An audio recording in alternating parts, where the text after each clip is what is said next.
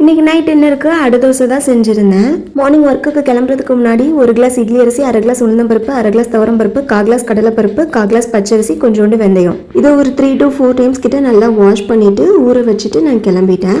ஆஃப்டர்நூனுக்கு மேலே ஒரு மிக்சி ஜாரில் மாற்றிட்டு 3 காஞ்ச மிளகா, கொஞ்சோண்டு சீரகம், கொஞ்சம் கருவேப்பிலை, கொத்தமல்லி, 2 பல்லு பூண்டு போட்டு நல்லா கிரைண்ட் பண்ணி எடுத்துக்கலாம். நம்ம கிரைண்ட் பண்ணி எடுத்து வச்சிருக்கிற பேட்டரில் பொடியாக கட் பண்ண தேங்காய், கருவேப்பிலை, பெரிய வெங்காயம், தேவையான அளவு உப்பு போட்டு கொஞ்சோண்டு தண்ணி ஆட் பண்ணி நல்லா மிக்ஸ் பண்ணிக்கலாம். அடை தோசைக்கு பெஸ்ட் காம்பினேஷன் அப்படின்னாலே அது தேங்காய் சட்னி தான்.